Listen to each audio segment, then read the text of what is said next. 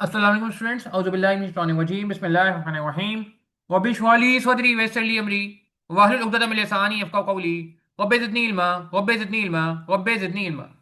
अच्छा जी, दिसंबर 2025 का सेशन शुरू हुआ जाता है। मेरा नाम सऊद तारिक है और हम जो है वो आज इंशाल्लाह दिसंबर 2025 के क्वेश्चंस को आई कैप के एग्जाम सॉफ्टवेयर पे सॉल्व करेंगे जी। ठीक है जी। और जिस तरह प्रीवियस अटेम्प्ट सॉल्व होती रही हैं, ये अटेम्प्ट भी सॉल्व की जाएगी। कोशिश की जाएगी कि सिर्फ और सिर्फ क्वेश्चन सॉल्व नहीं कराया जाए, अप्रोच पे भी बात की जाए कि पेपर में इस तरह के सवालों को हमें कैसे पिक करना होता है, क्या अप्रोच होनी चाहिए, क्या टेक्निक्स यूज होनी चाहिए। इन सब चीज़ों पे इंशाल्लाह बात करेंगे और इसी बहाने हमारा एक रिवीजन भी हो जाएगा इंशाल्लाह। जो हमारा कैसे कहते हैं ना कि टॉपिक का रिवीजन भी इंशाल्लाह मैं समझता हूँ कि इससे हो सकता है। ठीक है जी। तो स्टार्ट करते हैं। क्वेश्चन ऑब्वियसली ये कोई और सा खुला हुआ है, मगर हम ऐसे सेटिंग रखेंगे कि अगर पेपर में हमें क्वेश्चन पेपर हार्ड में नहीं दिया जाए और लेफ्ट हैंड से हमें चीज़ों को देखना हो, तो हमारे पास क्या तरतीब बनेगी सॉल्व करने के लिए। तो हम उस एंगल से सॉल्व करेंगे इंशाल्लाह चीज़ों को, कैसे एक्सेल को यूज़ करना है, कॉपी पेस्ट कैसे करना है। और फिर इसको हम वो भी कर लेंगे आई कैप सॉफ्टवेयर पे, जो है ना क्या कहते हैं कि जो हमने की होंगी चीज़ों को उनको एक अलग से फाइल में नोट भी कर लेंगे, ताकि ये है कि बाद में रेफर करने में आसानी हो। ठीक है जी। स्टार्ट करते हैं विंटर 2014 का पेपर। अच्छा, अभी आज जिस दिन हम ये पेपर सॉल्व करने जा रहे हैं उस दिन मुझे लगता है कुछ स्टूडेंट्स ने लेक्चर नहीं लिए होंगे अभी तक। फॉरेन इन्वेस्टमेंट रिजल्ट के पहला जो सवाल है ये फॉरेन इन्वेस्टमेंट रिजल्ट का मुश्किल सवाल नहीं है, मगर है ये फॉरेन इन्वेस्टमेंट रिजल्ट का सवाल।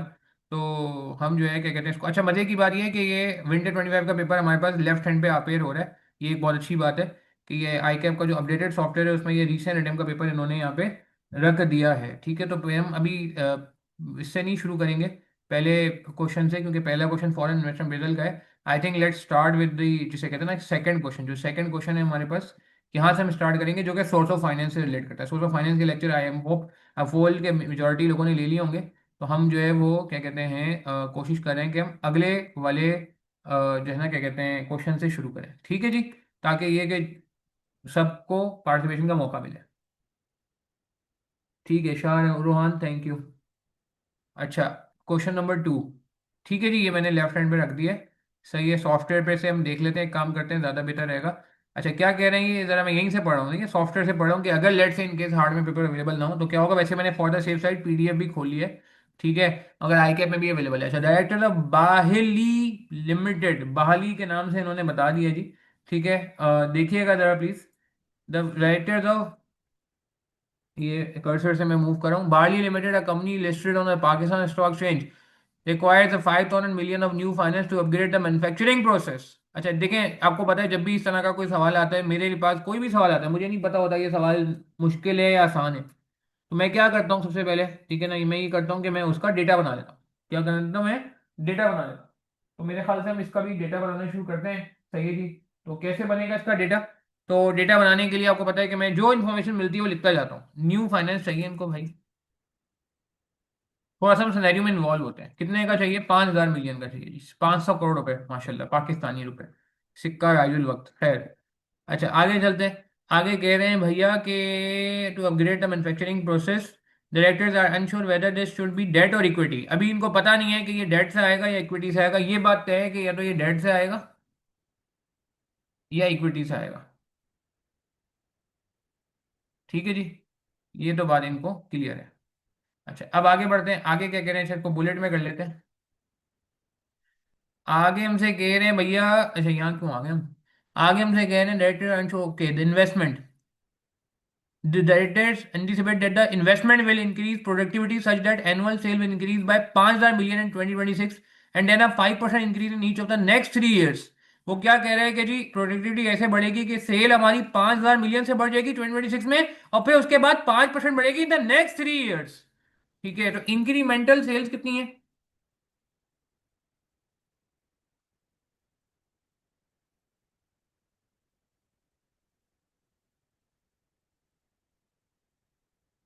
5,000 मिलियन, जो कि क्या होगा, इंक्रीज करेगी।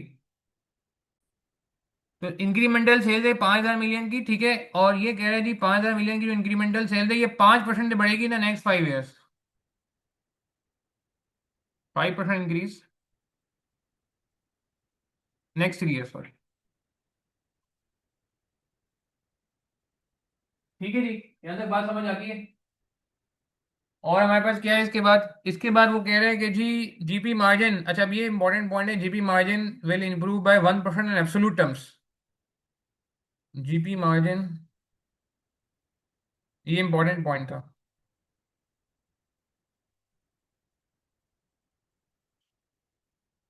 एब्सोल्यूट टर्म्स का मतलब है परसेंटेज टर्म्स।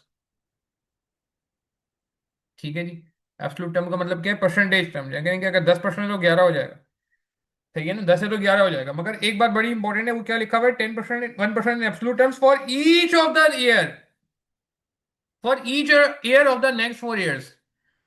1% ईच ईयर का क्या मतलब है कि 10 से पहले 11 होगा, 11 से 12 होगा, 12 से 13 होगा। जीपी मार्जिन बढ़ने से आपको क्या लग रहा है, इकोनॉमीज ऑफ स्केल हो रहा है या डिस इकोनॉमीज ऑफ स्केल हो रहा है, जरा जवाब दीजिए। क्या लगता है आपको, चैट के थ्रू मुझे बताइए। क्या आप इसे इकोनॉमीज ऑफ स्केल कहेंगे या डिस इकोनॉमीज ऑफ स्केल कहेंगे? जी। जीपी मार्जिन अगर 1% से इंप्रूव हो रहा है, इसका मतलब है कॉस्ट ऑफ गुड्स सोल्ड क्या हो रही है, इसका मतलब है कॉस्ट ऑफ सेल्स क्या हो रही है। हम्म। कॉस्ट ऑफ सेल्स का मतलब है कम हो रही है, एग्री करेंगे भाई?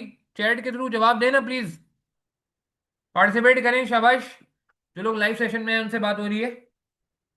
ठीक है, तो ये हम कह सकते हैं कि जीपी इंप्रूव हो जाएगा। अच्छा आगे बढ़ते हैं, आगे क्या कह रहे हैं, आगे हमसे कह रहे हैं, यहीं पे रहेंगे। Admin expenses will increase by 3% each year. जो इन्फॉर्मेशन कह रहे हैं अभी लिख लो, ताकि बाद में प्रॉब्लम ना हो। सही, डेटा आ जाएगा। इंक्रीज कितने से होंगे?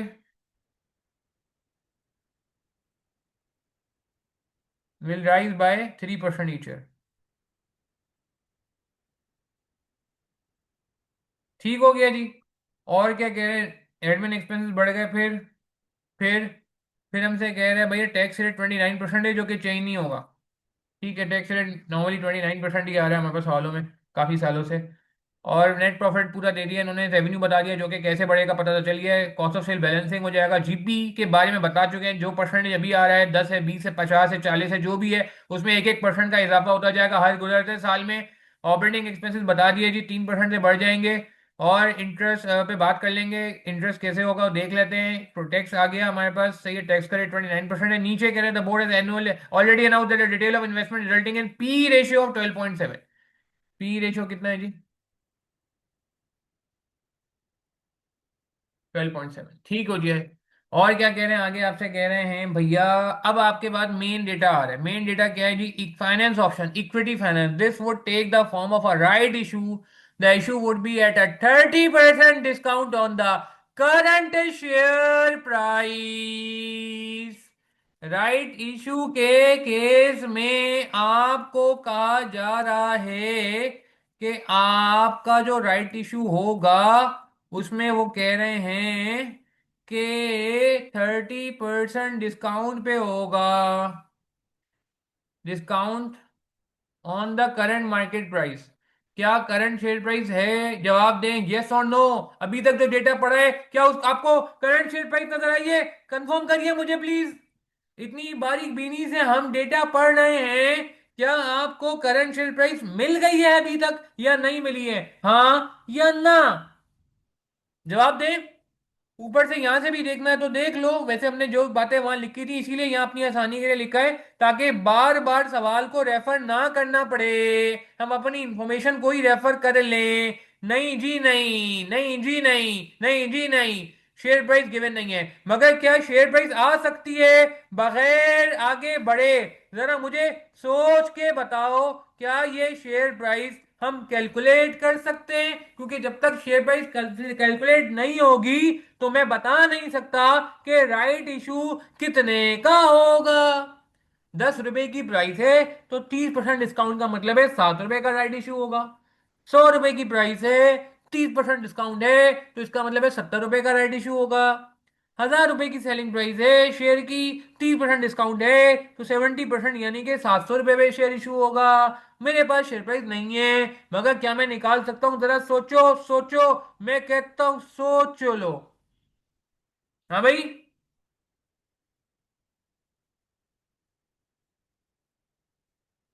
आ जाओ जरा। ये पी रेशो गिवन है, जिन्होंने मर्जर इक्वेशन पढ़ लिया है उनको ये बात पता है। बिजनेस वैल्यूएशन में हमने ये बात पढ़ी है। पी टेक्निक एक होती है, पी रेशियो में पता है। तो एक फॉर्मूला होता है, share price is equal to P into EPS. P into EPS याद आ रहा है किसी को? क्या हम ईपीएस निकाल सकते हैं? आगे बता रहे हैं भाई, there are currently 10 million shares in Bali. Director have also asked that you suggest suitable term for the right issue and calculate the theoretical excise price. यही पहला सवाल है हमारा। यही हमारा पहला सवाल है भैया। ठीक है ना? ये देखो ये कह रहा है, terms of the right issue कह रहा है, अब बताओ तो पहले पार्ट में। खैर, तो ये हमें कैलकुलेट करना है, अभी हम देख लेते हैं, कोई मसला नहीं है। कितने शेयर्स हैं जी? करंट शेयर्स आपके पास हैं 10 मिलियन। फिर आपको आगे क्या कह रहे हैं? आगे आपसे कह रहे हैं कि थियोरेटिकल एक्सरसाइज पे आपने बतानी है, डेट फाइनेंस पे आ जाए जी।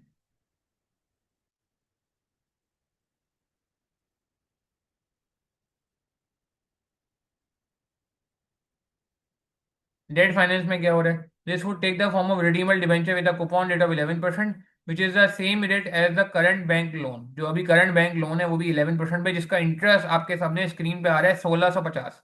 इस 1650 करंट इंटरेस्ट के पीछे भी जो रेट है वो 11% है। ये सारी बातें कनेक्टेड होती हैं, डेटा बनाने से आपको इंशाल्लाह बहुत फायदा होगा, बहुत फायदा होगा, बहुत फायदा होगा। तो कूपन रेट कितना है भैया? कूपन रेट इसका 11% है। और कितने अर्से बाद होगा रिडीमेबल? अभी बताया नहीं है, चलो देख लेते हैं मेरे ख्याल से। अच्छा, और क्या कह रहे हैं आगे? हमसे कह रहे हैं नहीं नहीं नहीं, debenture would issue issued and redeemed par, सही है। पार पे इशू होगा। ठीक है, और क्या कह रहे हैं कि एग्जिस्टिंग जो debenture and existing bank loan है उसका रेट भी, rate of interest existing bank loan. ये पेपर में लिखने के मार्क्स नहीं होते हैं, मजबूरी में लिख रहे हैं, जबरदस्ती नहीं है। जबरदस्ती नहीं है, मजबूरी में लिख रहे हैं। ठीक है। अली, अभी जरा देख लें यार जरा प्लीज। ठीक है, अली नाम है ना आपका? अली, हाँ। खैर, अच्छा आगे बढ़ते हैं। नेक्स्ट क्या कह रहे हैं हमसे? नेक्स्ट हमसे कह रहे हैं कि director would like to calculate for both final option the expected earning per share, share price and gearing ratio based on market value for the year ended 31st December 2026 to 31st December 2029. All issue cost will be paid from existing fund and should not be included in your calculation, should not be included in your calculation। issue cost को ignore कर दीजिएगा। सही है। Required वो group पे बता दूंगा मैं, Ali. Required determine the terms of the right issue and calculate the theoretical excise price. 4 mark का सवाल है जी, terms of the right issue बताने। Terms of the right issue ये है कि 30% डिस्काउंट पे इशू हो रहा है। ये terms of the right issue है, मगर मसला ये, terms of the right issue के लिए एग्जिस्टिंग शेयर प्राइस होना जरूरी है। एग्जिस्टिंग शेयर प्राइस के लिए पीई होना चाहिए जो कि मौजूद है, ईपीएस होना चाहिए जो कि हम निकाल सकते हैं, जो कि हम निकाल सकते हैं। तो बगैर टाइम लगाए के, बगैर मजीद टाइम लगाए, मेरे ख्याल से इट्स बेटर कि हम स्टार्ट कर लें अपना सोल्यूशन बनाना। तो कैसे स्टार्ट करेंगे? अच्छा, आपके पास देखें दो चॉइसेस होती हैं। ये इस तरह के सोल्यूशन आप चाहें तो डायरेक्ट डायरेक्ट ऊपर कर लें, यानी कि इस विंडो में कर लें। और चाहे तो ये भी कर सकते हैं कि नीचे कर लें, जैसे आपको सही लगे। ठीक है ना? तो मैं पहले ज़रा पार्ट ए करने में इंटरेस्टेड हूँ, तो पार्ट ए हम करने जा रहे हैं। तो पार्ट ए में क्या हो रही है कहानी जी? पार्ट ए में कहानी ये हो रही है कि हमने फॉर्मूला लिख लेना है। पी रेशो का फॉर्मूला क्या होता है? मार्केट प्राइस पर शेयर इंटू अर्निंग्स पर शेयर। और अगर मैं इसको सब्जेक्ट बना लूँ मार्केट प्राइस पर शेयर को, इसी फॉर्मूले में, तो ये हो जाएगा ई रेशो इंटू ईपीएस। ओ सॉरी, अपॉन है ना, मार्केट प्राइस पर शेयर डिवाइड बाई अर्निंग्स पर शेयर। अब ये अपॉन है, या चलो ऐसे लिखना है तो ऐसे लिख लो।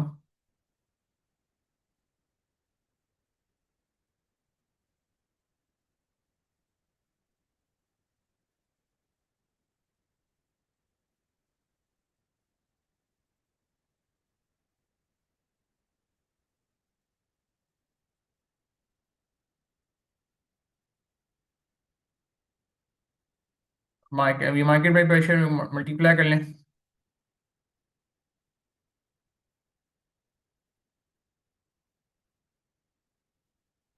ठीक हो गया जी, निकाल सकते हैं। इतना बड़ा सेशन नहीं है, छोटा सवाल है, अली हसन जल्दी हो जाएगा। जल्दी हो जाएगा।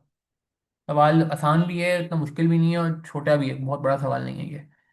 सही है। अच्छा खैर, आगे बढ़ते हैं। तो मार्केट प्राइस पर शेयर निकालने के लिए, जिसे हम शेयर प्राइस भी कहते हैं, पी, अच्छा ईपीएस निकालना पड़ेगा पहले। अर्निंग्स पर शेयर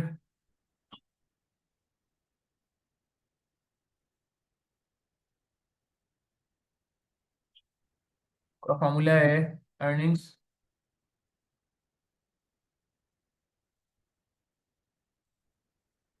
पीएटी इस केस में,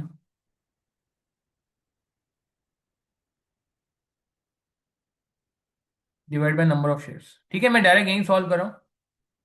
नीचे जरूरी नहीं है कि मैं हर चीज सॉल्व करूँ ना, जो चीजें ऊपर हो सकती हैं ऊपर कर ले, टाइम बचाएं पेपर में यार। तो असल एरिया तो ये वाला है ना यार। अर्निंग्स कितने की है? अर्निंग्स यानी 2822।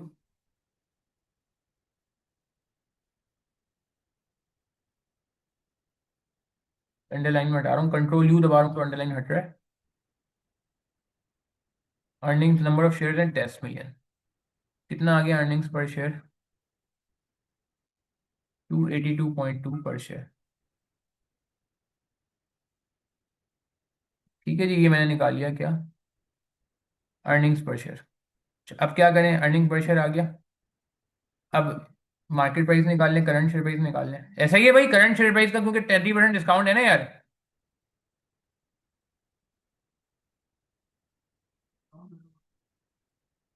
12.7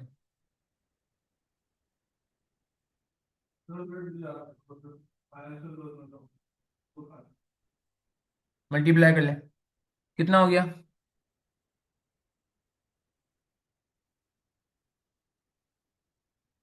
हाँ जी, मल्टीप्लाई करिए भाई। 3583.94।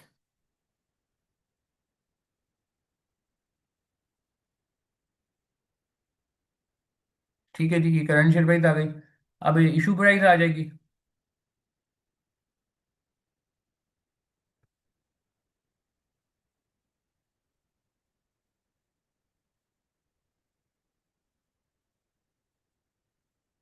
कितने परसेंट? 30% डिस्काउंट है ना।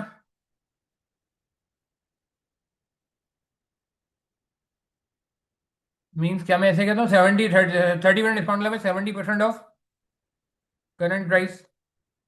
अरे बाबा, अगर 30% डिस्काउंट है तो 70% पे इशू हुआ ना।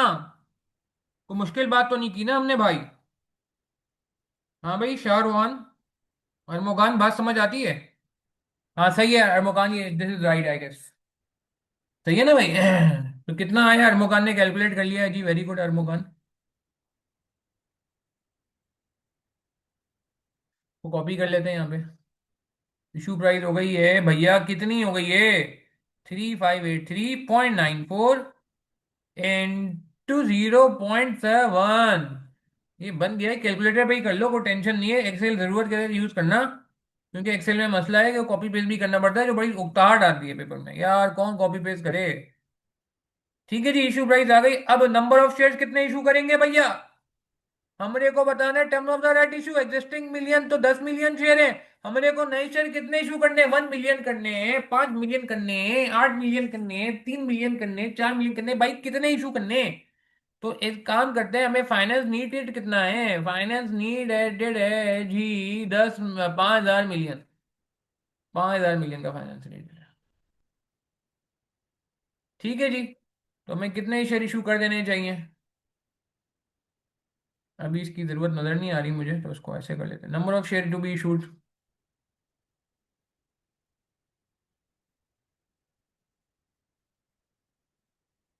तो एक काम करते हैं, मिलियन में निकालने के लिए, तो मिलियन में ही रहने देते हैं। 5,000 को डिवाइड कर दें यार।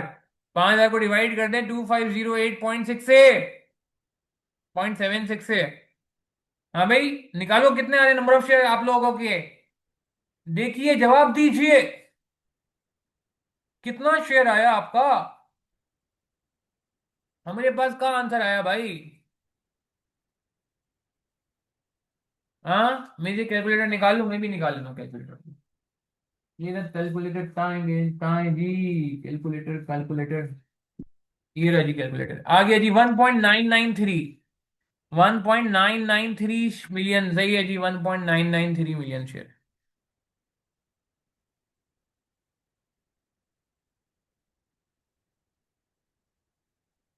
अब क्या करें?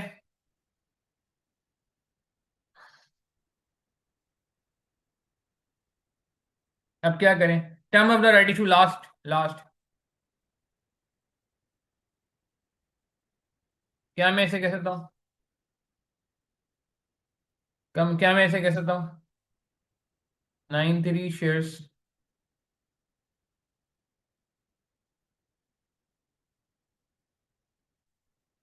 For 10 million against 10 shares. हाँ भाई, 1.933 million शेयर्स अगेंस्ट 10 शेयर्स। ऐसे कह सकता हूँ ये terms of the right issue हो गया। जवाब दो। क्या ये बात समझ आती है? राउंड भी कर सकते हो, अगर तुम्हें बुरा लग रहा है तो राउंड कर लो, अगर बुरा लग रहा है तो। वरना ऐसा भी चल जाएगा, थ्योरेटिकल इलेक्ट्रिक प्राइस निकालनी है अपने को। ठीक है, ऐसे लिखना है, ऐसे लिख दो। और अगर 1.99 को तुम 2 कर देते हो, अगर मिसाल के तौर पे समझाने के लिए कह रहा हूँ।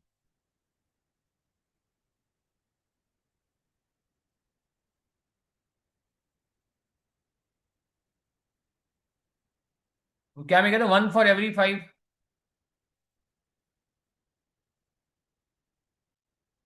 ये समझ आ रहा है? 1 for every 5 2/10 हो जाएगा ना यार। हाँ भाई, मुश्किल काम तो नहीं कर दिया मैंने। चंदा, बात समझ आ रही है आप लोगों को? हाँ जी। चलो, last but not the least.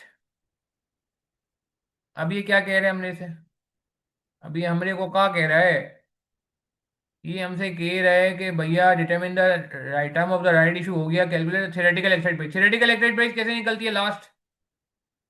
Theoretical Exide price कैसे निकलती है? इसके लिए चाहो तो ये इस्तेमाल कर लो। थ्योरेटिकल एक्साइड प्राइस निकालने के लिए क्या करोगे?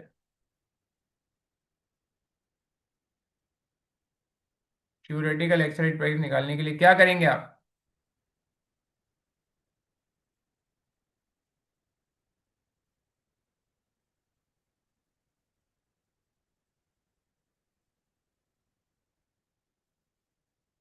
हाँ जी। कितने 1 for every 5 बन रहा है? 5 old shares।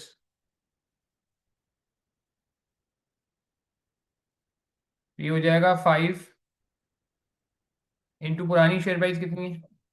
पुरानी शेयर प्राइस कितनी है भाई? 3583.94।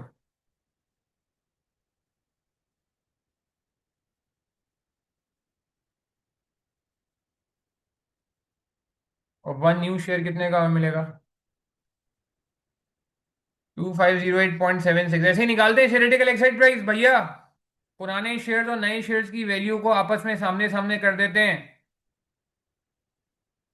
वर्किंग या ब्रैकेट में लिखनी पड़ेगी यार, क्या करें? ब्रैकेट में लिखनी पड़ेगी यार। टोटल कितना हो गया?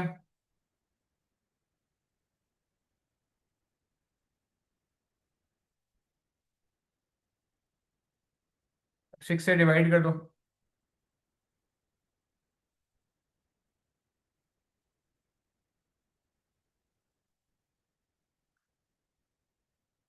ये आ गई theoretical Exide price.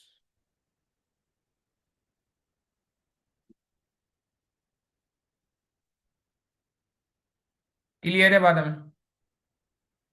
Is this fine? हाँ जी। नहीं नहीं नहीं नहीं नहीं। एक्सेल में, एक्सेल ऊपर एग्जामिनर का जाता ही नहीं है अरमुगान। एक्सेल एग्जामिनर का जाता ही नहीं है। ये एक अलमिया है। एग्जामिनर के पास एक्सेल जाता ही नहीं है भैया। समझ रहे हो? ये आ गई थ्योरेटिकल एक्साइड प्राइस। ठीक हो गया जी। तो जब एक्सेल जाता ही नहीं है तो फिर तो बात ही खत्म हो गई ना।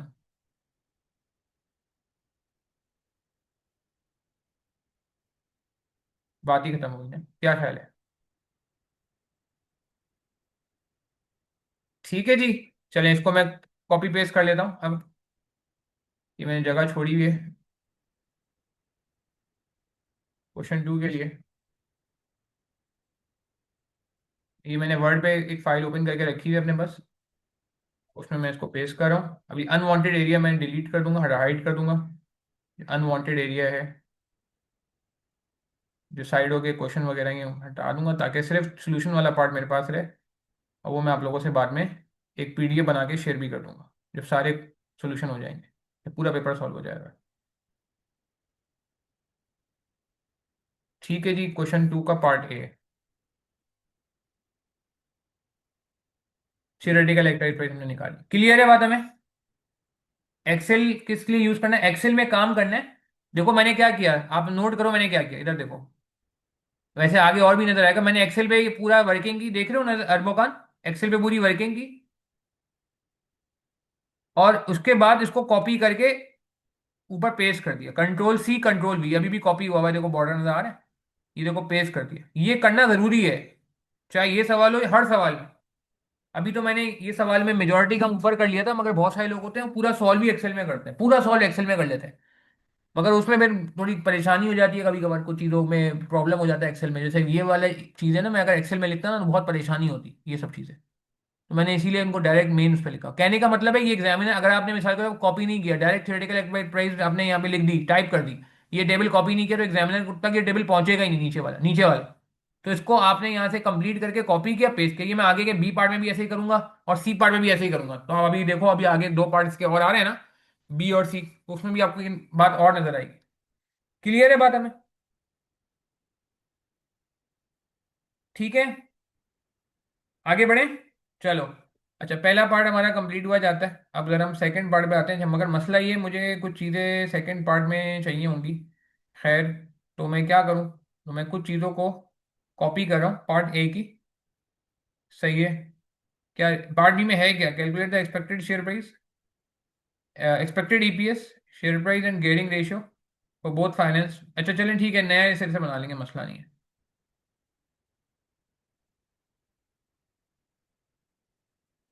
अच्छा, अब आगे बढ़ते हैं जी, यहां तक क्लियर है? किसी का कोई सवाल है तो पूछ लें यार प्लीज। मैंने कॉपी कर दिया है, कोई किसी का कोई भी सवाल है इससे रिलेटेड मुझे बता दें, मैं आपको गाइड कर देता हूँ। जो लोग लाइव में हैं, उनसे बात हो रही है, चैट के थ्रू बता दें। जो लोग रिकॉर्डिंग देखेंगे बाद में, मैं इसे अपलोड कर दूंगा, तो वो मुझे इनबॉक्स कर सकते हैं मेरे अपने नंबर पे। ठीक है जी। खैर, ये गलत लिखा हुआ था, खैर एस हो गया ना नाम तो। अच्छा, आगे बढ़े जरा। अब आ जाते हैं क्वेश्चन नंबर 2 पे ही रहना है हमने। अच्छा, ये हो गया क्वेश्चन नंबर 1 हमारा कंप्लीट, पार्ट ए कंप्लीट हुआ है। पार्ट बी पे करना है काम, सॉरी। तो पार्ट ए हुआ है ना भैया।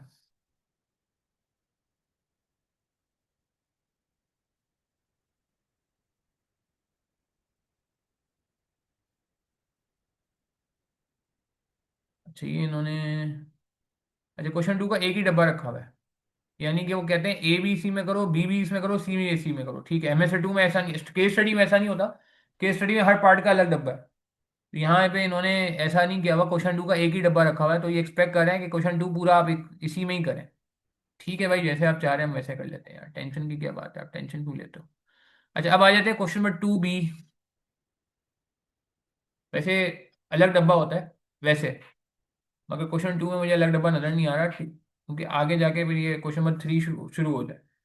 अच्छा, 2 बी में क्या कह रहा है भैया हमसे, हमरे से कह रहा है 2 बी में calculate the expected share EPS, share price and gearing ratio, debt upon debt plus equity की बेस पे करना for both the finance option for the duration of the project.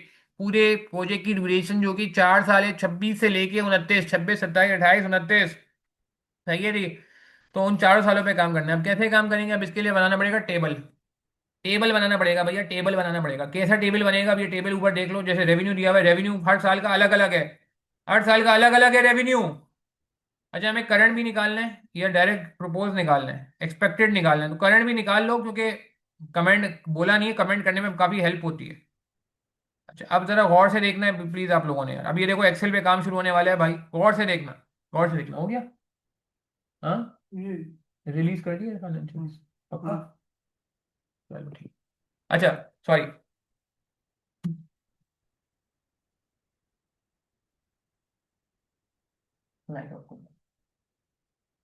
अच्छा जी, अब हम आ जाते हैं करंट।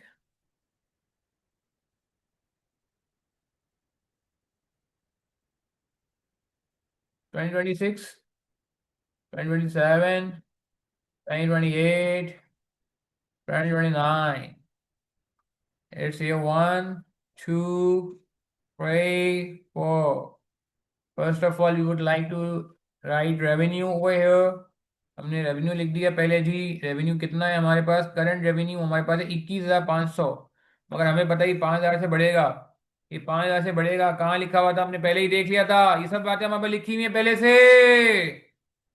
ये नहीं लिखी हुई 5,000 से हमारा रेवेन्यू बढ़ेगा और 5% जो हर साल बढ़ेगा। क्या ये बात समझ आती है? इसकी अभी कॉमे वॉमे डाल लेते हैं। ठीक है जी। क्लियर है बात है मेरे को? ये डायरेक्ट लिया, 1.05 कर दिया। 5 है, कितना है? 3 है, 5 है? ये सॉरी 5% है, ये रहा ना 5%। अब इसको कॉपी किया, बराबर में पेस्ट कर दिया, बराबर कॉपी किया, बराबर में पेस्ट कर दिया। ठीक है जी, बात समझ आ रही है? कॉपी पास्ट हो गया, कॉपी पास्ट हो गया। क्योंकि इसने बोला भाई ना ऐसे, अभी ये कॉमे वॉमे लगा देंगे और ये डेसिमल हटा देंगे। कॉस्ट ऑफ सेल्स को बैलेंसिंग कर लो यार। ये थोड़ा सा गेम है यहाँ पे, इसको थोड़ा समझना होगा। एग्जिस्टिंग वाली तो चलो समझ आती है। 10,535।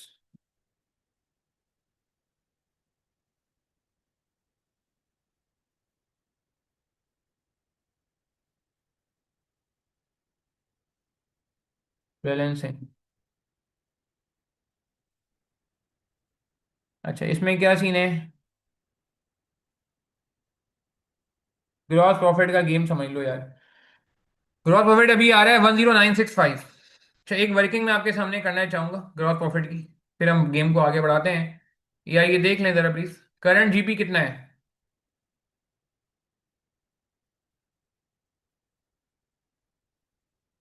10,965।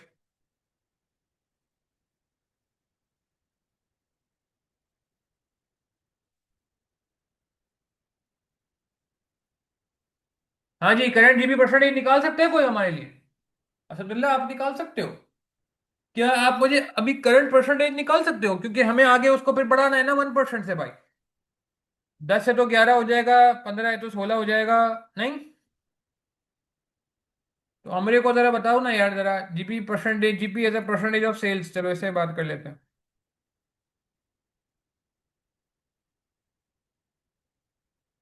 जी, 51% आ रहा है भाई। चेक कर लो बाकी लोग भी। तो जीपी इन 2026। हाँ भाई, जीपी परसेंटेज ऊपर लिख दें।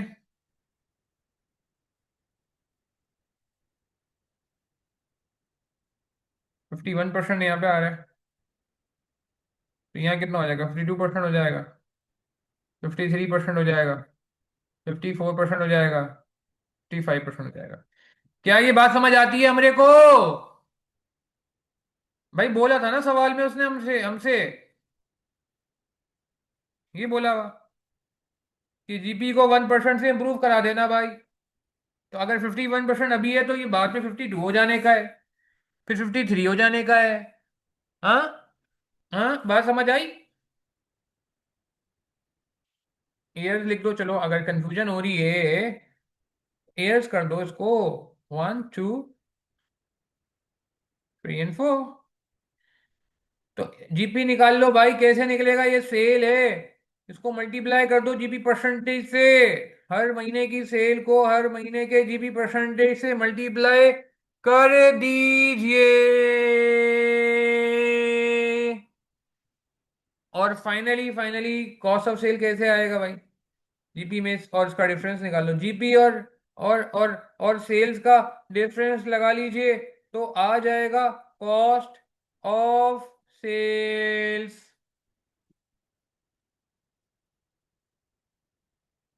ठीक है जी। क्या ये बात समझ आ रही है आपको? ये देखें, थोड़ा साफ सुथरा भी कर दिया उसको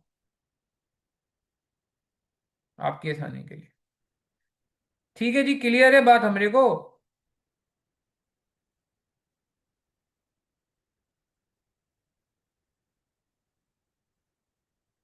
यहां तक किसी का कोई सवाल है? जीपी वाला पॉइंट क्लियर है हमरे को? 51 प्लस 1%।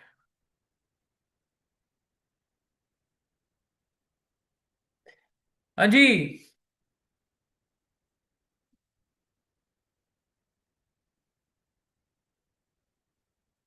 जीपी के बाद क्या ऑपरेटिंग एक्सपेंसेस है?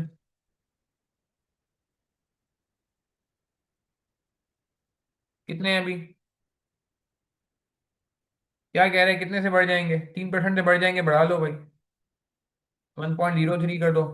फिर यही पिछला फिगर से मल्टीप्लाई करते रहोगे तो फिर ये बढ़ता जाएगा। बढ़ता जाएगा, इसके डेसिमल वगैरह भी मुनासिब कर देंगे। ये इसको यहाँ से झाड़ू पकड़ो, इसकी ये वाली झाड़ू, फॉर्मेट प्रिंटर वाला ब्रश पकड़ो, ब्रश फेर दो। ये देखो सही हो गया। ऑपरेटिंग एक्सपेंसेस के बाद क्या है जी? इंटरेस्ट है। अच्छा, अब यार यहाँ पे इंपॉर्टेंट है पॉइंट। यहाँ पे जरा सुन लो भाई, पहले हम ये कौन सा काम कर रहे हैं? 2B के सवाल में क्या क्या रहा है वो कह रहे हैं भाई एक्सपेक्टेड ईपीएस निकाल लो, शेयर प्राइस निकाल लो, गेनिंग निकाल लो for both the finance option. For both the finance option. तो पहला फाइनेंस ऑप्शन इक्विटी है, फिर डेट है। तो पहले कौन सा करना है? इक्विटी करना है, डेट करना है? हाँ, बोलो क्या कहते हो, पहले इक्विटी कर लें या डेट कर लें? जो बोलो वो कर लेंगे यार, टेंशन की बात नहीं है भाई। अरे बाबा, कुछ टेंशन की बात नहीं है। अच्छा, पहले इक्विटी कर लेते हैं बस। बस इक्विटी कर लें पहले। टेंशन है क्या? हम्म। इक्विटी कर लेते हैं, ठीक है। ऑपरेटिंग प्रॉफिट आ गया। अच्छा, इंटरेस्ट बाद में माइनस करेंगे, पहले ऑपरेटिंग प्रॉफिट तो निकाल लो यार। इसी का फॉर्मेट फॉलो करो, अपना प्रॉफिट फॉर्मेट नहीं लगाते। ऑपरेटिंग प्रॉफिट निकाला है ना इसने भैया। कितना है? 5625 है। हम अपना बात चेक कर लेते हैं, हमारे पास भी ये आना चाहिए।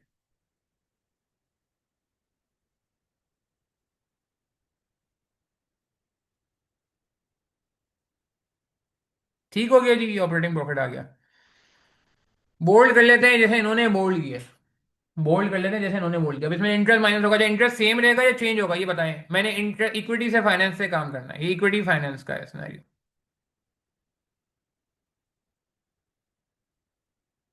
इक्विटी फाइनेंस को लेके चलें जी, इंटरेस्ट सेम रहेगा या चेंज होगा? ओ बाबा बता दो यार। इक्विटी से फाइनेंस करें तो सूद सेम रहेगा हराम। एक्सपेंस सेम रहेगा। कोई चेंज नहीं होगा। हर महीने सेम, हर साल सेम रहेगा। तो क्या आ जाएगा? P80 आ जाएगा। टैक्स माइनस कर लो at the rate of PBT, sorry P80 अब आएगा, पहले पीबीटी आएगा ना यार।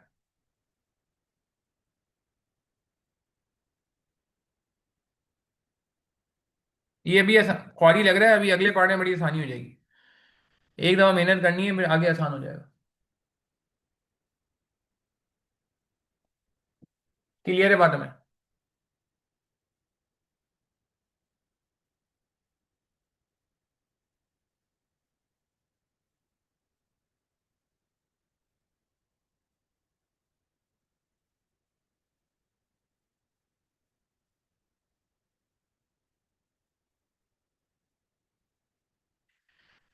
ठीक है जी, P80 भी आ गया हमारे पास।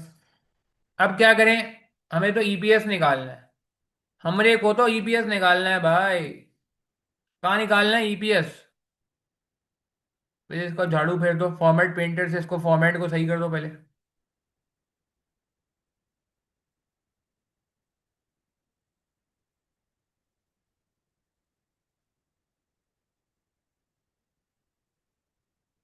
ठीक है, कैसे निकालेंगे? नंबर ऑफ शेयर से डिवाइड कर देंगे ना यार। नंबर ऑफ शेयर्स कितने हैं?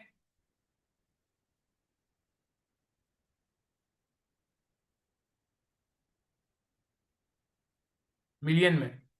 एग्जिस्टिंग तो 10 थे, तो ये ईपीएस आ गया। मगर बाद में कितने हो गए थे? 2 मिलियन मजीद इशू किए थे। राउंड करके बात कर लेते हैं ना, राउंड करके।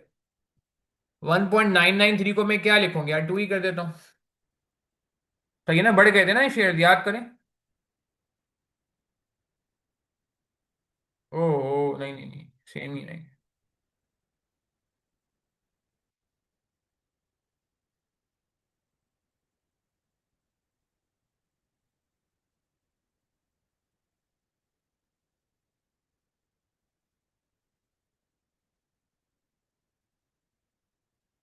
क्या आ गया? ईपीएस आ गया। ठीक है जी, तो एक रिक्वायरमेंट हमारी खत्म हो जाती है। एक रिक्वायरमेंट हमारी खत्म हो जाती है, ईपीएस। और क्या निकालना है? Share price. शेयर प्राइस कैसे निकालेंगे? ईपीएस को मल्टीप्लाई कर दो पी रेशियो से, जो कि उसने कहा सेम रहेगा, चेंज नहीं होगा। This is not expected to change in for the foreseeable future. ये यहाँ पे कॉपी पेस्ट नहीं होता भाई, पहले होता था एक जमाने में। खैर,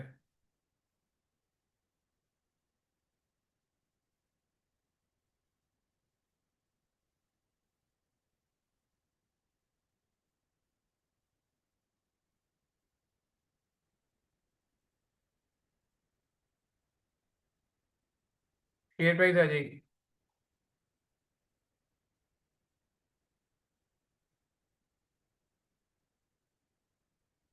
ठीक है जी, अच्छा इसको मुनासिब कर लेते हैं।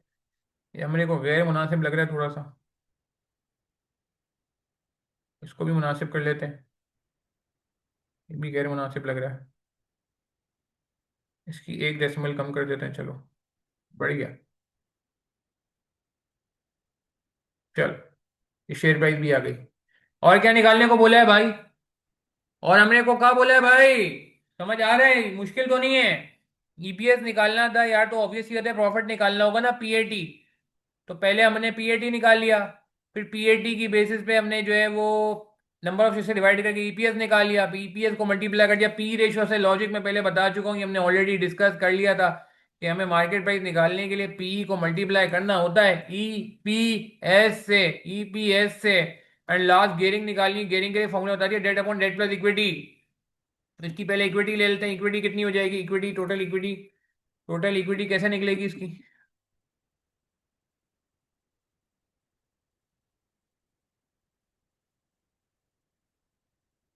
ये मल्टीप्लाई कर दो भाई नंबर ऑफ शेयर से, नंबर ऑफ शेयर से शेयर प्राइस को मल्टीप्लाई कर दो।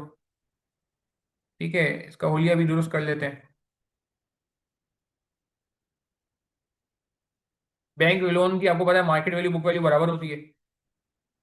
बैंक लोन की मार्केट वैल्यू बुक वैल्यू बराबर होती है। अच्छा, अब यहां पे एक सवाल है।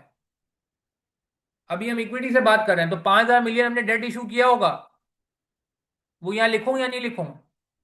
जल्दी जल्दी देखें, यहां प्लीज पार्टिसिपेट करने का है यार। देखो, इधर नहीं चकरा जाना है अपने ने। मुझे गेयरिंग निकालने के लिए इक्विटी की वैल्यू चाहिए थी, मैंने लिख दी। लिख दी ना यार? क्या वो आ गया? हाँ, मार्केट वैल्यू ऑफ डेट बताओ कैसे निकलेगी।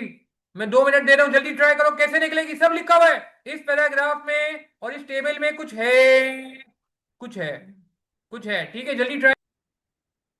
इतना मुश्किल तो नहीं है यार। डेट की एग्जिस्टिंग वैल्यू लिखनी पड़ेगी। 5,000 गलत है, ये रॉन्ग, रॉन्ग। एग्जिस्टिंग वैल्यू 5,000 थोड़ी है।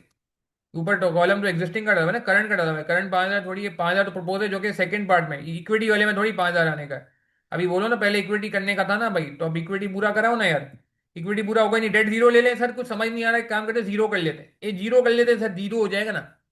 ओ भाई, जीरो गलत हो जाएगा भाई। सेम ही होगी, कितनी सेम होगी?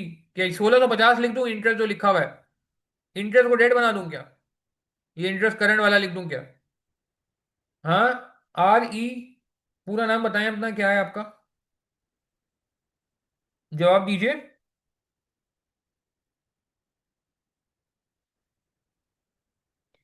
बाकी लोग भी प्लीज, इतने सारे लोग लाइव में आए। जी बिल्कुल सही है, अब आपने बिल्कुल सही कहा। Interest upon K D, current interest is equal to ₹1650। 11%। Hunain नाम है आपका, तो आर ई क्यों लिखा हुआ है चंदा? 11%। तो बैंक लोन कितना है नहीं पता? 1650 is equal to 0.11 into x.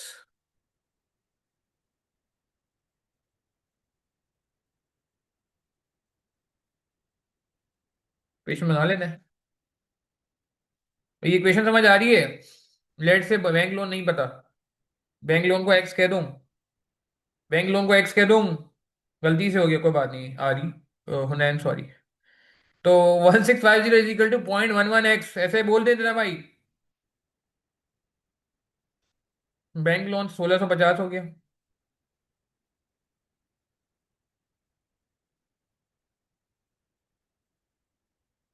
कितना हो गया? कितना, आंसर तो बता दो यार। 15,000 आ गया। ठीक है भैया, 15,000 यहाँ पे आएगा। और सेम रहेगा क्योंकि अभी हमने डेट से फाइनेंस नहीं किया, इक्विटी से फाइनेंस किया है। टोटल कितना हो जाएगा, डेट प्लस इक्विटी? जिसमें बोला है ना debt upon debt plus equity करो।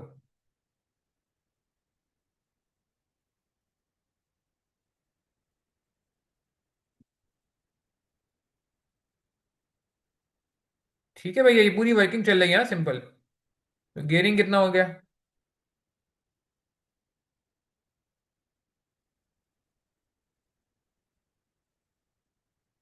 डी अपॉन डी प्लस ई, ऐसे लिख सकते हैं, मसला नहीं है। परसेंटेज में कन्वर्ट कर लेंगे इसको भी। ठीक है जी। चले जी, गेयरिंग आ गई। हमारे पास गेयरिंग आ गई भाई। गेयरिंग आ गई। क्लियर है भाई आपको कोई बात इसमें? हाँ, अगर कंपाउंडिंग होगी तो गड़बड़ हो जाएगी। फिर वो बनाना पड़ेगा टेबल। लोन लोन फिर वो टेबल बनाना पड़ेगा, जैसे हमने लीज और बोरो के पहले एक टॉपिक क्लास में बनाया था, याद आ रहा है किसी को? लीज और बोरो के पहले क्लास में पूरा लोन अमोर्टाइजेशन स्केड्यूल बनाया था भाई, लीज अमोर्टाइजेशन स्केड्यूल की तरह का था। ये हमने पहला पार्ट 2B का कंप्लीट कर लिया।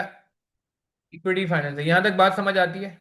इक्विटी फाइनेंस पूरा हमने यहाँ पे लिख दिया, लिख दिया। और आपको बात पता है, बगैर टाइम जाया किए हमरे को क्या करना पड़ेगा, इसको फौरन से फौरन, फौरन से फौरन क्या करना पड़ेगा भाई? क्या करना पड़ेगा? इसको कॉपी पेस्ट करना होगा। ठीक है जी। प्रिंट स्क्रीन दबाया मैंने, वहां गया मैं, क्वेश्चन 2B लिखा। ठीक है जी, और इसको पेस्ट कर देते हैं अभी हम।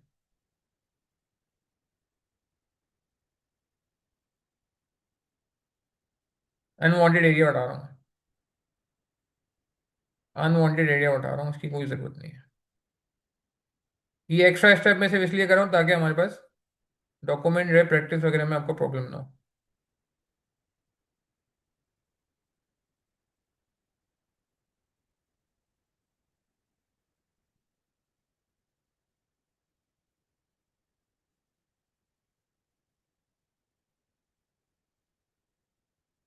ठीक है जी। क्लियर है बात हमें? अच्छा, अब ये तो, हाँ, क्या कह रहे हैं? मार्केट वैल्यू ऑफ डेट में टैक्स का इम्पैक्ट क्यों नहीं लिया? कौन सा इम्पैक्ट टैक्स का लेना चाहिए? थ्योरी थोड़ी चल रहा है, डीटी का इम्पैक्ट कह रहे हो ना? डीटी वाला इम्पैक्ट जो थ्योरी में पड़ा था वो बात कर रहे हो? हाँ भाई, हुनैन, हुनैन। अब मसला ये है कि क्या थ्योरी यहाँ फॉलो होगा? कोई जवाब देना चाहेगा? हुनैन का सवाल रेलेवेंट है, लाइव सेशन में जो लोग मौजूद हैं उनसे जवाब है, लेता हूं मैं। क्या ये, और जो लोग रिकॉर्डिंग सुनेंगे उनसे भी सवाल है, आप खुद अपने आप से पूछें कि हुनैन का पॉइंट वैलिड है? हुनैन ने कहा भाई ये मार्केट वैल्यू ऑफ डेट को जरा उसको मल्टीप्लाई करते हो, डीटी निकालते थे, डीटी को इक्विटी का पार्ट बनाते थे। संदीप का सवाल किया था, पता नहीं कौन कौन से सवाल किए, शायान का सवाल किया, हसन का सवाल किया, मिर्जा साद बेग का सवाल किए। इतने सारे सवालों में सर आपने ये कराया, आज क्यों नहीं कराया? इसका कोई जवाब देना पसंद करेगा? इसका क्या जवाब है भाई? बड़ा लॉजिकल जवाब है भाई। करना तो यही था जो हमने किया है, सही भी है ये। मगर इसमें एक गड़बड़, वो करेंगे तो गड़बड़ हो जाएगा। कोई बता सकता है क्यों? क्यों? क्योंकि थ्योरी की कुछ अजम्पशंस होती हैं, जैसा कि 100% पे आउट रेशियो, कहीं यहाँ डिविडेंड का जिक्र नहीं है तो पे आउट रेशियो पे कमेंट नहीं कर सकते। जैसा कि इरिडीमेबल डेट, वहां पे एज्यूम किया जाता है कि डेट इरिडीमेबल है, यहाँ पे तो लिखा हुआ है रिडीमेबल डेट है भाई, पहली बात। दूसरी बात, ये बैंक लोन है, बैंक लोन भी आपको पता है रिडीमेबल होता है, कभी ऐसा नहीं होता बैंक लोन इरिडीमेबल हो जाए। याद है कुछ एजम्पशन होती थी एमएम थ्योरी की।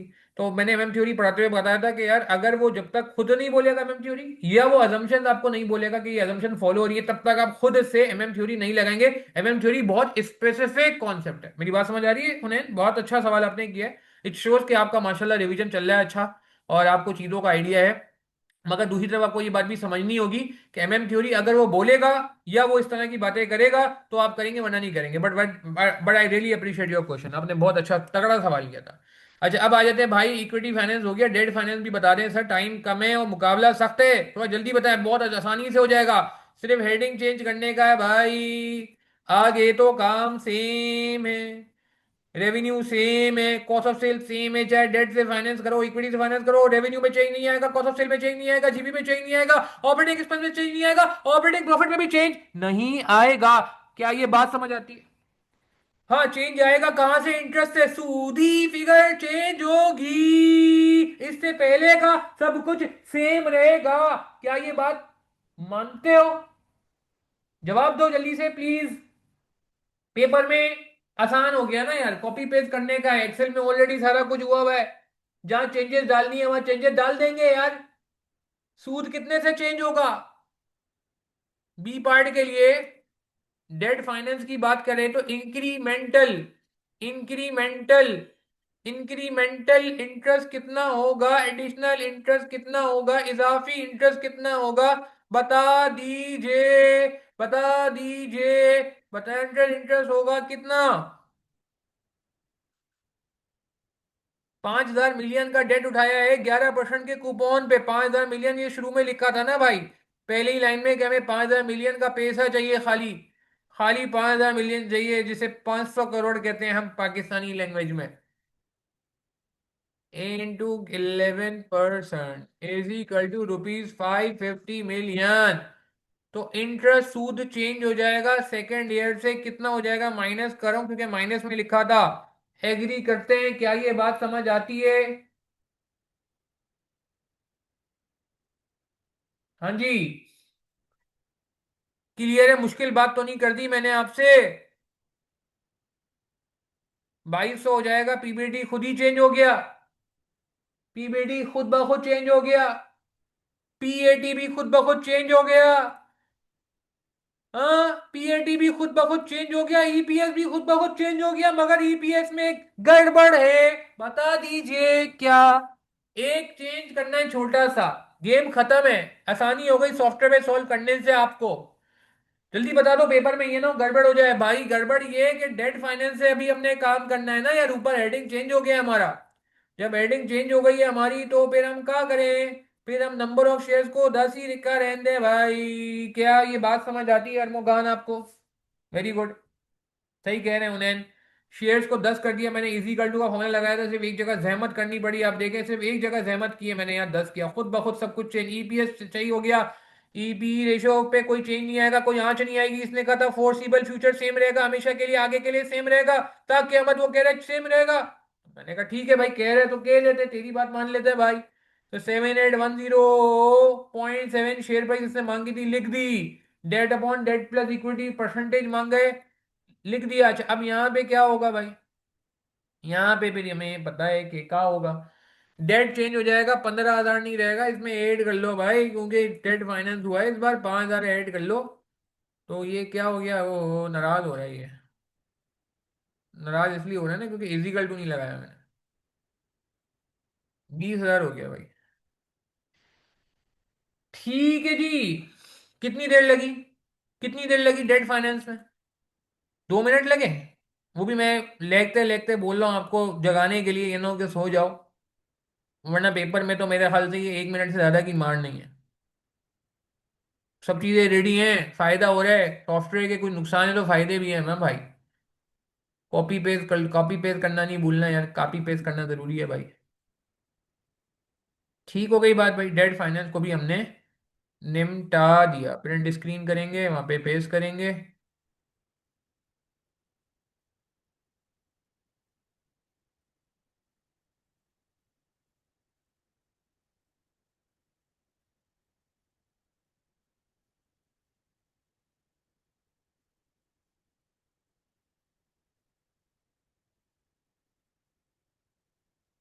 क्लियर है बात में? अच्छा अब यार ये फर्क है, एसबीएफ यानी कि बीएफडी, जिसे एसबीएफ बोलते हैं प्यार से इसमें, और केस स्टडी जो केस स्टडी में पढ़ाता हूँ उसमें फ़र्क ही है ये। अब ये अगर केस स्टडी का सवाल होता ना तो ये सवाल ही नहीं आता, वो ये पूछता ही नहीं। वो ये कहता ही नहीं कि ईपीएस निकालो, शेयर प्राइस निकालो, गियरिंग निकालो, वो कहता ही नहीं, कहता ही नहीं। वो कहता कि ये बताओ कि डेट से फाइनेंस करें या इक्विटी से फाइनेंस करें, बस ये बोलता। और उसकी सपोर्ट में आपको ये वर्किंग करनी पड़ती खुद से, खुद से। और एक और मजे की बात बताऊं मैं आपको, जो केस स्टडी में और बीएफडी में फर्क है, फर्क है, जो एमएसए2 और बीएफडी में फर्क होता था, कुछ बच्चे बीएफडी समझ के पेपर में बैठ जाते थे जो कि फिर प्रॉब्लम होता था।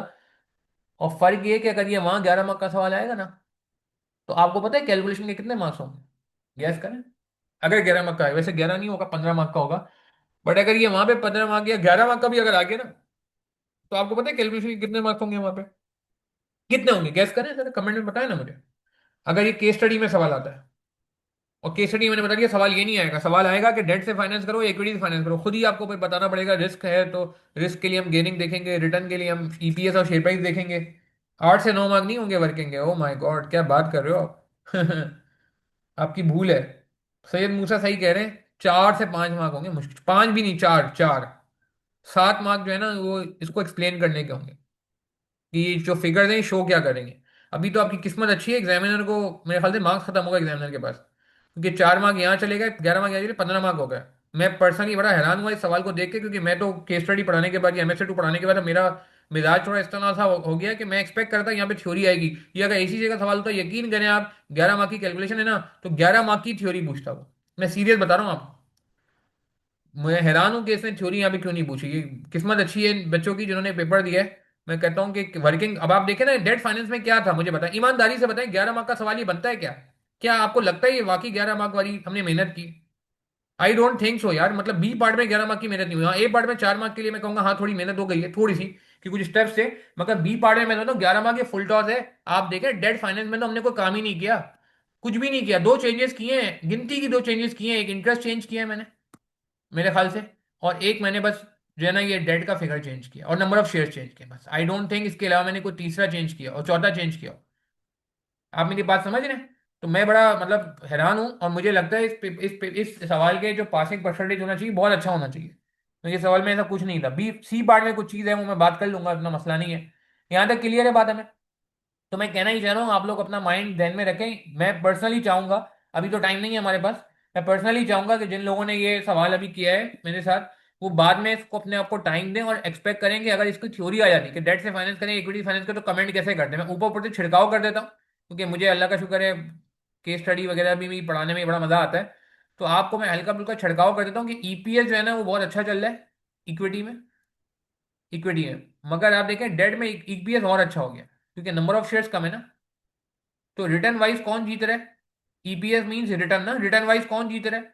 रिटर्न वाइज डेट जीत रहा है, डेट जीत रहा है। आप मेरी बात समझ रहे हैं? देखो मेरी बातें समझ आ रही है। मैं मानता हूँ ये नहीं मांगा हुआ, मैं मानता हूँ ये पेपर में नहीं लिखना, मगर मैं ये बात भी मानता हूँ कि ये पेपर में इस तरह का सवाल अगर अब आएगा, या आप आगे जाके इंशाल्लाह केस स्टडी का पेपर देने जाओगे, तो मेरा फर्ज है कि मैं आपको अभी से आगाह करूं कि ये शो क्या कर रहा है।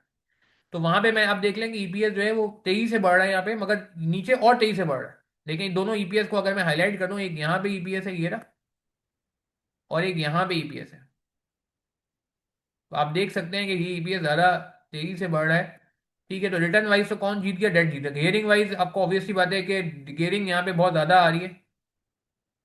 20, 27, 18, 24, 17, 22, जाहिर सी गियरिंग डेट में ज़्यादा आएगी ना। मगर आपको पता ही कोई बहुत खतरनाक गियरिंग नहीं है। गियरिंग खतरनाक कब होती है?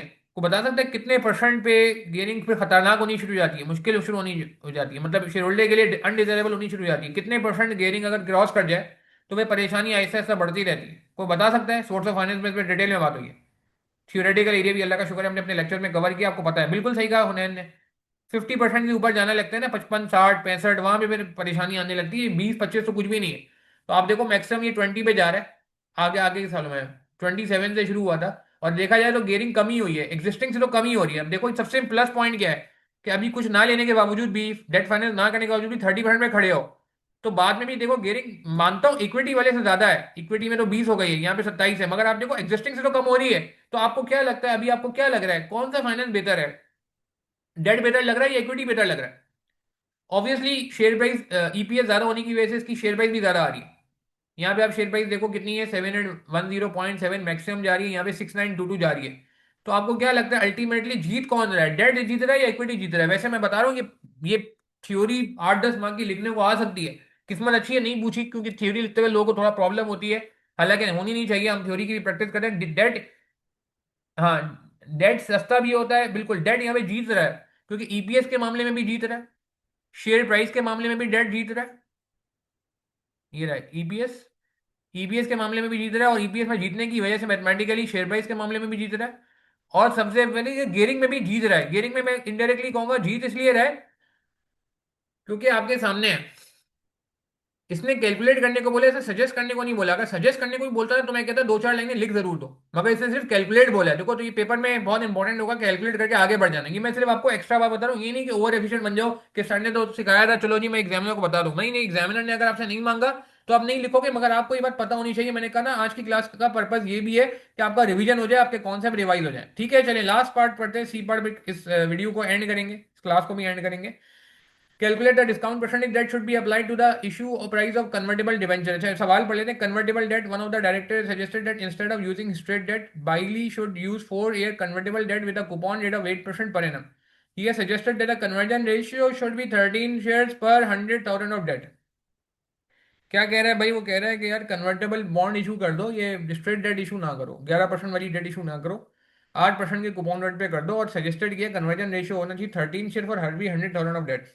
Calculated discount percentage that should be applied to the issue price of convertible debenture. अच्छा आसान कर लेते हैं, कितने पे हमें डिस्काउंट पे देना पड़ेगा ये डिबेंचर लोगों को खुश करने के लिए? क्योंकि जाहिर सी बात है आप 11% वाला रेट नहीं दे रहे हो, उनको 8% दे रहे हो, तो फिर उनको कहीं ना कहीं कंपनसेट तो करना है ना यार।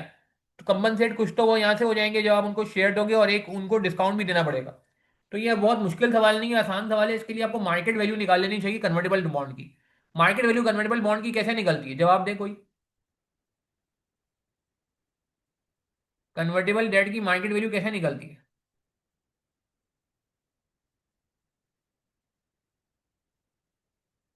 वैसे एबीसी अलग अलग होने चाहिए थे, आई डोंट नो इन्होंने क्यों ऐसा किया इस बार।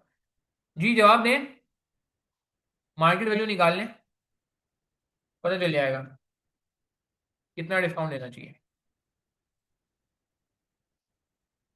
Present value of future cash flows. Future cash flows क्या होंगे? इंटरेस्ट प्लस रिडेम्पशन और कन्वर्जन, यही होता है ना? चेक किया जा रहा है ना भाई कि कन्वर्जन बेहतर है या रिडेम्पशन बेहतर है, याद करिए। डिस्काउंटेड एट मार्केट रेट, ये बात अच्छी की इन्होंने। मार्केट रेट, डिस्काउंटेड एट वैक। वैक पे डिस्काउंट करते थे। हाँ हुनैन, सैयद मूसा, अरमोगान, वैक पे डिस्काउंट करते हो। बाकी लोग जो और भी माशाल्लाह काफी लोग और भी हैं। हाँ, Ali Ashfaq, iPhone, Shahruhan, M Hasan, Naeem, Hasan Naeem, U8062D triple zero, पता नहीं क्या लिखा हुआ है नाम भाई, खैर जवाब तो दे दो भाई। हाँ, मार्की ट्रेड पे करते थे जिसे हम कहते हैं केडी। केडी पे डिस्काउंट करेंगे ना।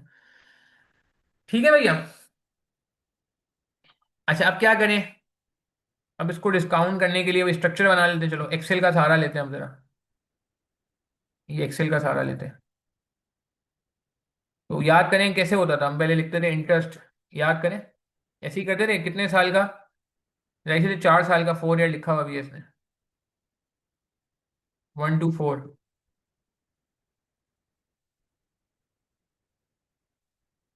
ईयर्स कैश फ्लो, यही स्ट्रक्चर बनता है भाई। अभी देखते हैं, कुछ चीजें मुझे पता नहीं है, अगर स्ट्रक्चर तो बना लें।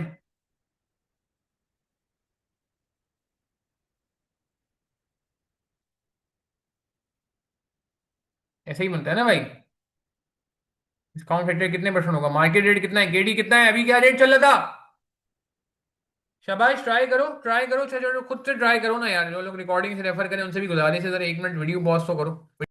जी बिल्कुल सही है। डिस्काउंटिंग जो होगी वो 11% पे होगी, मार्केट रेट पे होगी, करंट मार्केट रेट पे होगी, आज के रेट पे होगी। जिस रेट पे बॉन्ड इशू होता है, आपको पता है बॉन्ड जब जिस दिन इशू होता है उस दिन मार्केट रेट और कूपन रेट बराबर होता है, याद करो। पढ़ा था ना भाई हमने। जिस दिन बॉन्ड इशू होता है उस दिन कूपन रेट। अच्छा, यहाँ पे एक डब्बे पे कुछ आता है, या तो रिडेम्पशन आता है या कन्वर्जन आता है, याद करें। ये तो रिडेम्पशन आएगा या कन्वर्जन। अच्छा, ये मार्केट वैल्यू निकाल रहे हैं, तो नेट ऑफ टैक्स करेंगे इंटरेस्ट को या नहीं करेंगे? इंटरेस्ट को नेट ऑफ टैक्स करेंगे या नहीं करेंगे भाई, जवाब दे दो। पार वैल्यू 100 रख लेते हैं इसकी। अरे चंदा, कूपन रेट 8 है ना, 11 नहीं है। 11 तो मार्केट रेट था ना यार।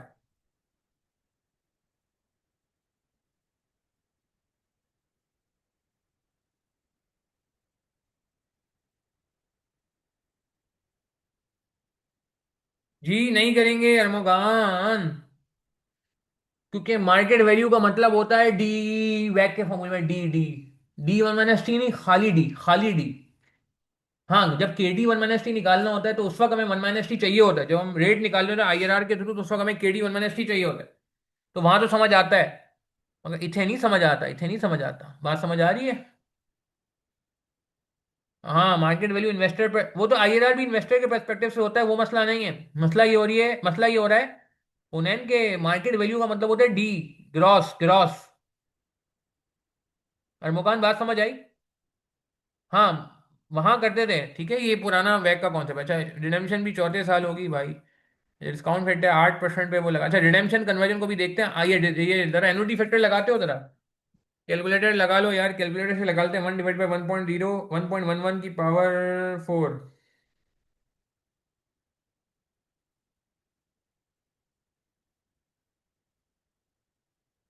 1 माइनस आंसर डिवाइड बाई 0.11, 3.102।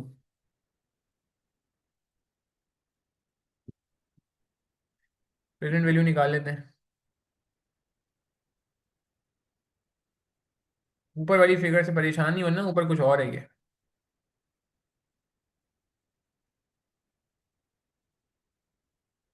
इसको देख रहे हैं, सही है। खैर, तो अभी ये रिडेम्पशन होगी या कन्वर्जन होगी, ये फैसला तो कर लो।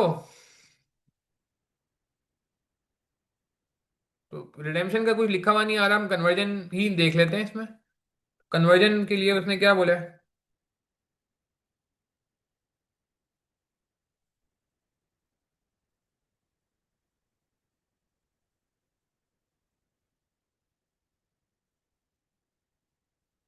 13 शेयर्स।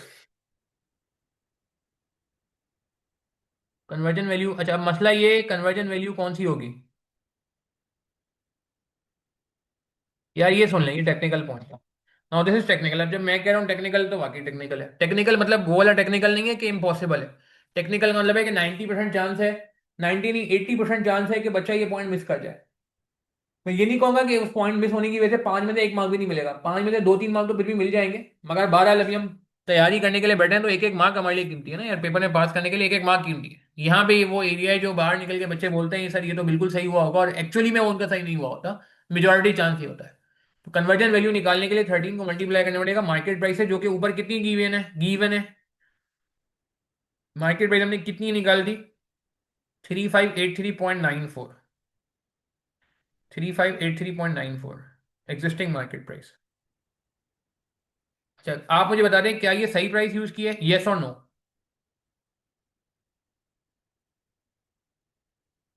3584.3 एक ही बात है, करीब करीब है। 3584 कर लो चलो। ये रही 3584। जवाब दें। अब सैयद मूसा ने भी यही बोला ना, देखो बेटा फंस गए ना। आप में से कोई ऐसा है, मैं नाम नहीं लूंगा, जो लास्ट अटेम्प्ट में था इस पेपर में बैठा हुआ, नाम नहीं लूंगा कॉन्फिडेंशियलिटी के लिए। अगर मुझे चैट के थ्रू बताएं, कोई है में से ऐसा? अच्छा, तो आप मुझे बताओ, आप थे तो आपने ये, पहली बात तो ये मुझे बताओ कि ये सवाल इतना ही आसान लगा था जितना अभी लग रहा है, या उस वक्त आपको लगा था कि नहीं यार ये एवरेज सवाल है, आसान नहीं है? क्या ये अभी आसान लग रहा है या सही है उस, हो गया था? मगर ये इस पार्ट में आपने शेयर प्राइस क्या ली थी? ओ 43, नॉट बैड बट स्टिल। ये बताओ, ये शेयर प्राइस यही ली थी 3584?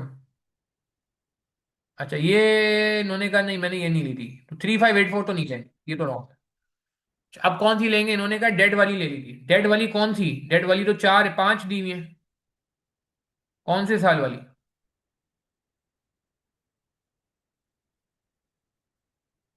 हम्म। 4 ईयर वाली ले ली थी। अच्छा। ओके, दिमाग चल रहा है भाई। 7810.7। 7810.7 डेट वाली। इक्विटी वाली नहीं ली? इक्विटी वाली नहीं ली? हाँ, इक्विटी वाली नहीं ली। अच्छा, अब सुने। इसमें आधा सच है, आधा सच नहीं है। ये बात तो सही है कि इक्विटी वाली इस्तेमाल नहीं होगी। सुनिएगा अब आप। ये बात तो सच है। सैयद मूसा, अब आप सुनना। आपने कुछ और जवाब दिया है। सैयद मूसा वो नहीं है जो लास्ट टाइम मौजूद थे, मगर सैयद मूसा ने कुछ और जवाब दिया है। मैं दोनों से लोगों से बात कर लेता हूँ। ये ये ये बात तो सही है कि हाँ यार, डेट वाली होनी चाहिए, इक्विटी वाली नहीं होनी चाहिए। और ये बात भी सच है कि एयर फोर वाली होनी चाहिए। एयर फोर वाली होनी चाहिए, ये बात भी सच है। सच है। मगर एक गड़बड़ है। वो गड़बड़ ये यार, अब ये गौर से सुनना। ये गड़बड़ गौर से सुनने की है। ये गड़बड़ गौर से सुनने की है। गड़बड़ ये कि इसमें भी एक मसला है। हाँ, ये तो सही है कि एयर फोर की प्राइस होगी। ये भी सही है कि डेट वाली होगी। मगर इसमें गड़बड़ ये है कि इंटरेस्ट का रेट पहले 8 नहीं था, पहले 11 था। जब मैंने ये वाला सूद कैलकुलेट किया था 2200, तो उसमें मैंने इंटरेस्ट को 11% पे लिया था। याद करें। याद करें। हाँ मूसा, समझ आया आपको? सैयद मूसा, आपने अच्छा पॉइंट रेज किया था। तो अभी क्या करें? अभी हम क्या करें भाई? कम कन्वर्जन वैल्यू ये नहीं होगी भाई। ये नहीं होगी। एडिशनल इंटरेस्ट अब हमारा 11% में नहीं आएगा, वो 8% पे आएगा। अब ये 8% पे अगर आएगा तो फिर ये कितना हो जाएगा? 400। क्या ये बात समझ आती है? ठीक है। जी। क्लियर है ये बात? 400 हो जाएगी। तो अब हम क्या करें भाई? टेंशन की बात ही नहीं, हमने कहा तो टेंशन है ही नहीं ना। सॉफ्टवेयर हमें कहीं फंसाता है तो कहीं फायदा भी दे देता है ना यार। आओ जी आओ। आओ जी आओ। आओ जी आओ। इंटरेस्ट ये हमने कितना आखिरी साल में क्या रखा था भाई? 2200 रखा था। ये 1600 माइनस, ये इसको 400 कर दो। ये बात समझ आ रही है भैया? फीवर तो अपने पास मौजूद है ना भाई? एक्सेल में पूरा स्ट्रक्चर तो बना हुआ है ना यार? स्ट्रक्चर कहाँ जा रहा है? कहीं जा रहा है क्या? स्ट्रक्चर तो कहीं नहीं जा रहा। सही है ना? तो दो तरीके हैं, क्या करूँ? इसको पूरे को एज इट इज लिख दूं, या यार ये पूरा ना वर्किंग शो करने में प्रॉब्लम होगा। तो क्या करें? क्या करें? एडिशन इंटरेस्ट 400 है। ये वर्किंग तो हो गई है पूरी। ये वर्किंग तो हो गई है। इंटरेस्ट 2050। वापस से वर्किंग करनी पड़ेगी यार। अच्छा, अब एक काम करते हैं कि कर लेते हैं ना, कोई बात नहीं।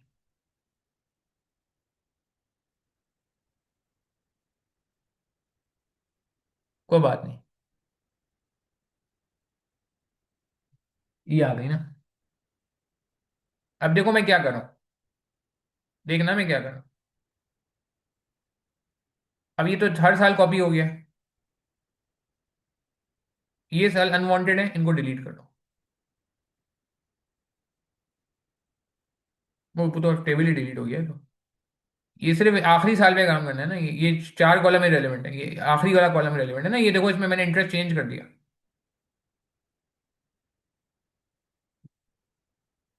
Delete column. डिलीट कॉलम समझ आया भाई? पेपर में आना चाहिए इस्तेमाल करना, और ये भी मुझे बेकार लग रहा है, इसकी जरूरत नहीं है। तो देख रहे हो, ये रो डिलीट करनी है तो क्या तरीका है?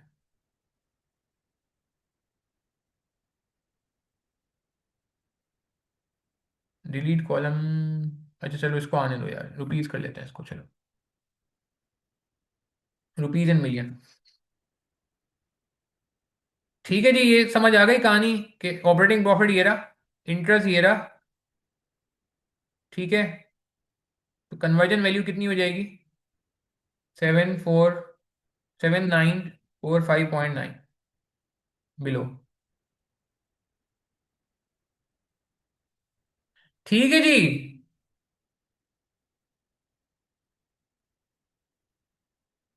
103296.7। 103296.7। सही है जी। अच्छा अब यार ये एक मसला है कि ये हमने जो नीचे स्ट्रक्चर बनाया था, हमने जो नीचे स्ट्रक्चर बनाया था, कौन सा स्ट्रक्चर? ये तो 100 कॉमन 100 पे बनाया था, 100 पे नहीं बनाते, एक काम करते हैं इसमें, मेरे मुझे बताएं क्या चेंज करूँ। ये मैंने स्ट्रक्चर बनाया था, ये 100 पे बनाया था। 100 तो नहीं है ना?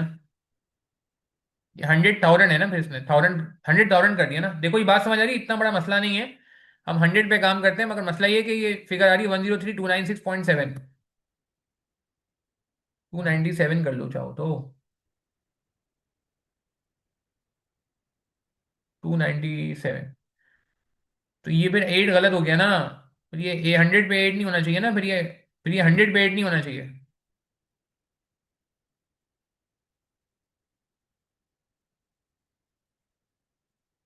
क्या ये बात समझ आती है? देखो एक मिनट, ये पॉइंट समझ आ रहा है, ये 1 लाख पार वैल्यू है, इसका मतलब है 100 नहीं है पार वैल्यू। हम पार वैल्यू एक बॉन्ड पे मैं पूरे 5,000 पे काम नहीं कर रहा, ये अभी भी मैं आज 5,000 पे काम नहीं कर रहा कि पूरे 5,000 लिख रहा हूँ, नहीं ऐसा नहीं कर रहा। मगर मुझे ये बात समझनी होगी कि यार इस बार जो पार वैल्यू है ना,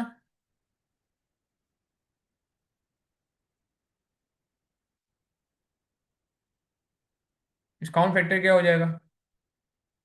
1/1.11 की पावर 4। ठीक है जी। क्लियर है, चलें गेम खत्म करते हैं बस अब।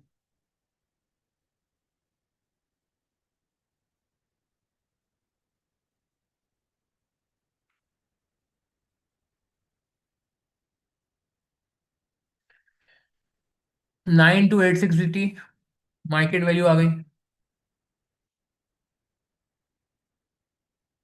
पार वैल्यू कितनी है?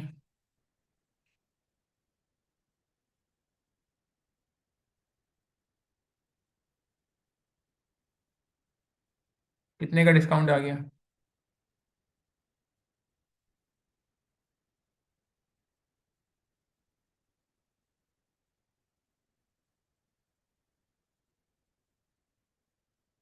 डिस्काउंट परसेंटेज कितना हो गया?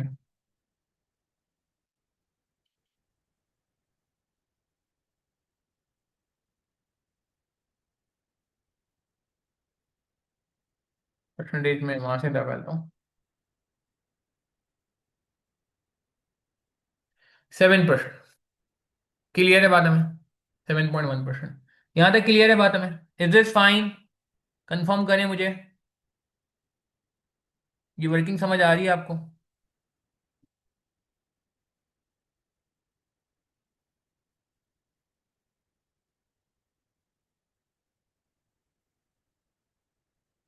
सही है जी।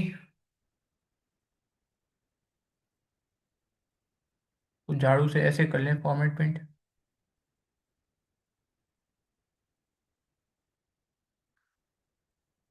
क्लियर है बात हमें? चलें जी।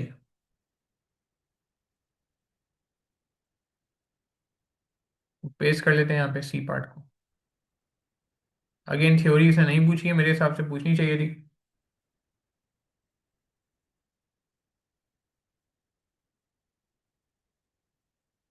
ये आ गया आंसर।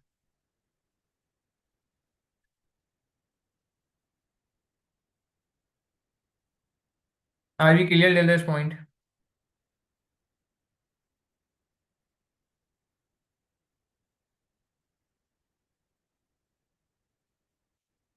वर्किंग हमने यहाँ पे वहीं पे शो कर।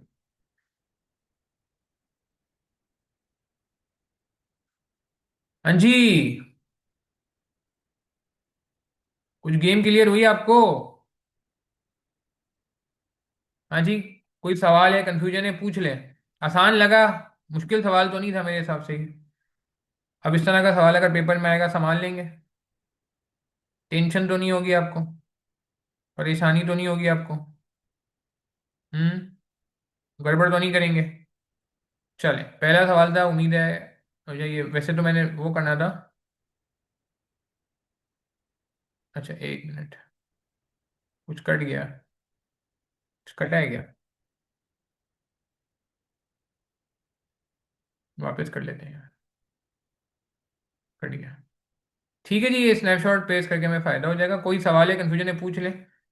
पहला सवाल हम जो है ना कर लेंगे, मसला नहीं है। और दूसरा सवाल हमने देखा है, इसमें किसी का कोई सवाल है, कन्फ्यूजन है, पूछ लीजिए। चले जी, ठीक है जी। चलें, यहीं तक रखते हैं, अपना ख्याल रखिएगा। हाँ बोलें, क्या कह रहे हैं? फाइंड करना हो नेट ऑफ टैक्स, अगर इसका रेट फाइंड करने का फायदा नहीं, 11 ही है। आप करना चाहो तो कर लो, मार्केट वैल्यू आपके पास है। आप ये मार्केट वैल्यू ये जीरो पर शो कर दो माइनस में, और आप दो रेट यूज कर लो तो आपका 11% ही आएगा। आप चेक कर लो, चेक कर लेना, क्योंकि ये उसी से तो निकालिए मार्केट वैल्यू। तो वापस से करने का कोई फायदा नहीं है कि मैं मार्केट रेट रेट वैल्यू में तो निकालने को बोला नहीं है इसने, डिस्काउंट परसेंटेज बोला है। मार्केट रेट ऑफ डेट नहीं बोला, मार्केट रेट ऑफ डेट तो पहले डिसाइड हो गया 11 है, क्योंकि हमने देखा था ना। नेट ऑफ टैक्स कब रेलिवेंट होता है? जब हमें आईआरआर निकालना होता है, जब हमें आईआरआर निकालना होता है, केडी वन माइनस टी निकालना होता है, जो कि सवाल में गिवन था 11%। अगर वो भी गिवन नहीं होता तो मार्केट वैल्यू कैसे निकलती? अगर वो गिवन ही नहीं होता तो मार्केट वैल्यू निकालना पॉसिबल ही नहीं था, नहीं था। ठीक है ना? Market rate means prevailing rate, जो कि कितना चल रहा था अभी? 11 लिखा हुआ। Same rate at the current bank loan, और मतलब जो, बल्कि वो कॉन्सेप्ट भी था ना कि जब नया डेट इशू होता है तो उस दिन कूपन रेट और मार्केट रेट बराबर होता है। Last point very important, last point पे कंक्लूड करें, जब हम नया डेट इशू करते हैं तो उस दिन कूपन रेट और मार्केट रेट बराबर होता है, और पार वैल्यू मार्केट वैल्यू बराबर होती है, याद करें। तो ये पुरानी डेट से हमने निकाला, इस डेट में तो ऐसा नहीं है, इसमें तो डिस्काउंट है, यहाँ से हमने निकाला कि इसका कूपन रेट ही मार्केट रेट होगा, क्योंकि ये सब पार पे हो रहा है। देखो, इशू भी पार पे, रिडीम भी पार पे, तो फिर चले ये, अपना ख्याल रखिएगा, अपनी दुआ में याद रखिएगा। उम्मीद है आपको अच्छा लगा होगा। आपको ये अच्छा लगा है सेशन, तो आप प्लीज़ उन लोगों से भी डिस्कस कर लीजिए, उन लोगों को भी फॉरवर्ड कर दीजिएगा इसकी रिकॉर्डिंग, जो लाइव में नहीं आ सके। ठीक है, चलें, अस्सलाम वालेकुम रहमतुल्लाहि व बरकातुहू। दुआ में याद रखना है आपने यार, प्लीज़, खास तौर पे यार, बहुत ज़रूरत है दुआओं की सबको।